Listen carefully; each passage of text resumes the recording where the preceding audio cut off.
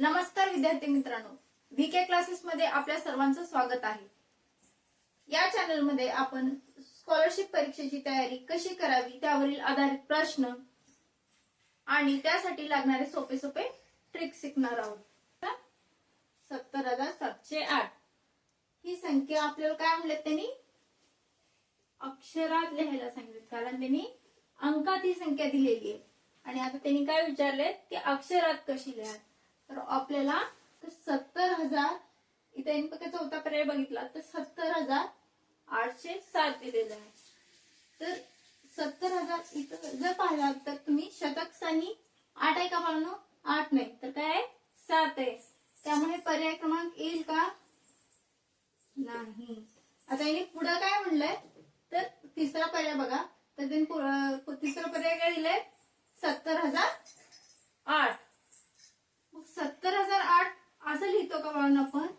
नाही। तर 70,008 आपण जर लिहून बघितलं तर 70,008 आपण कसं लिहितो?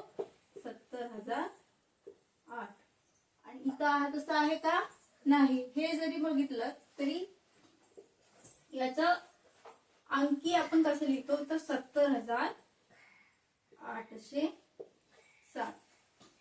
तर पाहिला तर तुम्हाला लक्षात येईल की फक्त त्यांनी 7च्या ठिकाणी 8 ठेवलं, 8च्या ठिकाणी 7 ठेवलं, त्यामुळं त्यांचं काय जे वाचन आहे ते बदललेलं आहे। असंच थोडस म्हणजे तुमचं सिली मिस्टेक व्हावं एक परीक्षेत, त्यामुळे त्यांनी असा पर्याय दिलेला असतो। आणि इथं जर पाहिलं तर 70,008 आपण 70,008 असं लिहितो का? नाही, बिलकुल नाही। तर असं लिहितो। आता इथं आहे ते 70,007। 70,007 आपण कसं लिहितो? 70,007। आणि इथं आहे पहिला, हे पण पर्याय नाही ना, हे पण पर्याय नाही। आता राहिला फक्त ते पहिला, म्हणजेच काय 70,708। ही संख्या आपण अक्षरात कशी लिहिणार? 70,708। पण कधी कधी कसं करतात, जर आता समजा 74,000 असं दिलं असेल, 74,000 ने आता पूर्ण आपण संख्या घेऊया, 74,707 असं लिहूया, 74,707। तर 74,707 तर त्यांनी पर्यायामध्ये कधी कधी असं देतात तुम्हाला तुमच्याकडून 74 आणि आपण 74 असं लिहितो, तर ते मुद्दामून पर्याय कधी कधी कसं देतात तर 74।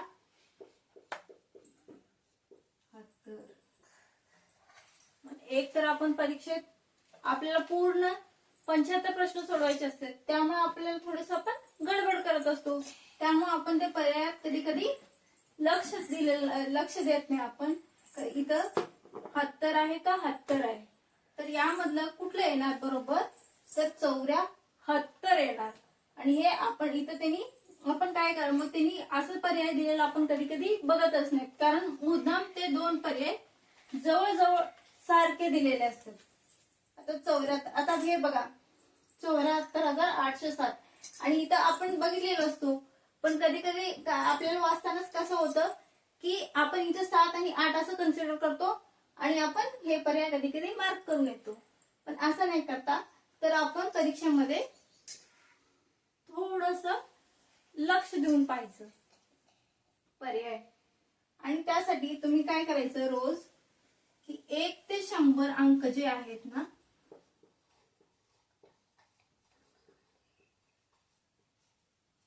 अंक ते अक्षरी कशा लिहितात, अक्षरी कसं लिहितात, म्हणजे 1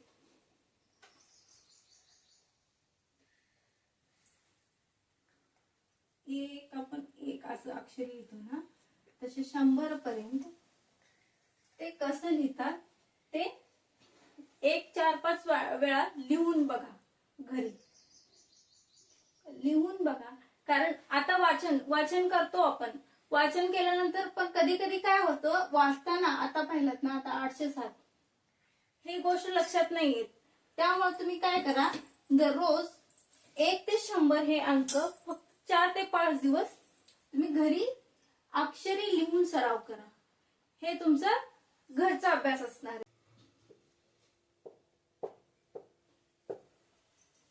तर प्रश्न तुम्ही वाचला बाळांनो, काय तर पुढील पैकी कोणत्या संख्येचे वाचन चुकीचं आहे.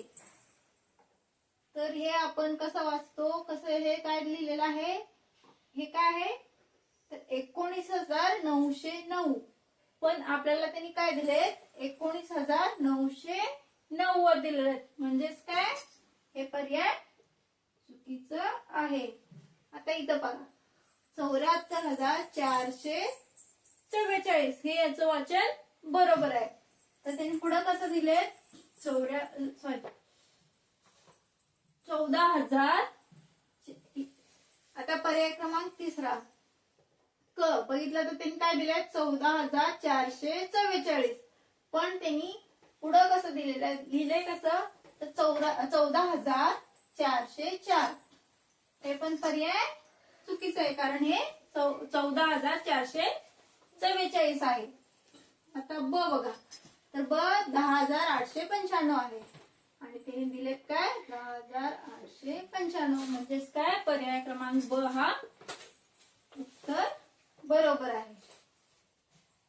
आणि इथे जर आता आपल्याला उत्तर आलेलंच आहे तरी पण हे एकदा बघा 13,507 आपण याचं वाचन करतो आणि त्यांनी काय दिले 13,705. म्हणजे ते परीक्षक अशा प्रकारचेच प्रश्न असतात की थोडंसं बदल करतात आणि आपल्याला इथं 5च्या ठिकाणी त्यांनी 7 आणि 7च्या ठिकाणी 5 केल्यामुळे त्याचं काय झालं, त्याचं वाचन बदललं. त्यामुळे हे देखील पर्याय चुकीचं आहे. मग लगतची पुढची संख्या काय येणार, इथं फक्त आपण शेवटचं बघायचं.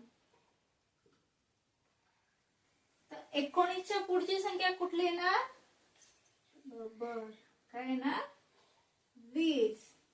आता आपण या पर्यायामध्ये 20 कुठं आहे ते शोधायचं. इथं काय दिले 19,021. 19,021 आहे का नाही, कारण इथं 200 देखील आहे. तर याचा अर्थ काय हे पर्याय येणार नाही.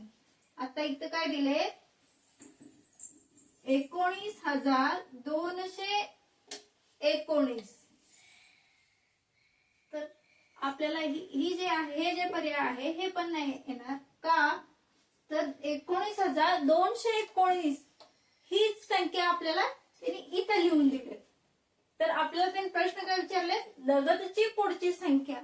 मग लगतची पुढची संख्या म्हणजेच काय तर 19,220 येणार. म्हणजे पर्याय क्रमांक 3 हे आपलं उत्तर येणार. तुम्हाला कळालं ना की लगतची पुढची संख्या. हा मग आता यात पाहिलं ना तर हेच प्रश्न राहू दे. जर मी फक्त इथे एवढा बदल केला की लगतची पुढची संख्या ऐवजी लगतची मागची संख्या एवढं जर केलं असतं तर आपल्याला पर्याय कुठला आला असता, बरोबर 14 पर्याय आलेला असता. कारण त्यांनी लगतची मागची संख्या विचारली. म्हणजेच काय तर 19,218 हे पर्याय बरोबर आलेलं असतं. तर बघा बाळांनो आपला कुठला येणार पर्याय, आपल्याला अंकात कसं लिहायचं ते विचारले त्यांनी 74,774. तर याचं आपण वाचन कसं करतो 74,074. त्यामुळे हा पर्याय येणार नाही. आता हा पर्याय बघा त्यांनी काय दिले 74,047. त्यांनी मुद्दामून दिलेत बा. हे बघा हे 7 इकडचं 7 इकडे घेतलेत आणि इकडचं 4 इकडे घेतलेत. म्हणजे काय 7 इकडे आहे पाहिजे ना, तर 7 इकडे इथे ठेवायचं ते इथे ठेवलेत आणि 4 इथे ठेवायचं ते इथे ठेवलेत. म्हणजे थोडस बदल केलेत. पण आपण याच गोष्टी आपल्याला चुकत असतात परीक्षेत. कारण आपण वाचताना म्हणजे थोडस फास्ट वाचत असतो. परीक्षेत, कारण आपल्याला पेपर कव्हर करायचं, त्यामुळे ते काय होतात आपल्या नजर चुकीने कधी कधी आपण हे पर्याय बरोबर करून येतो, पण हे पर्याय बरोबर आहे का नाही, कारण काय त्यांनी दिले 74,047.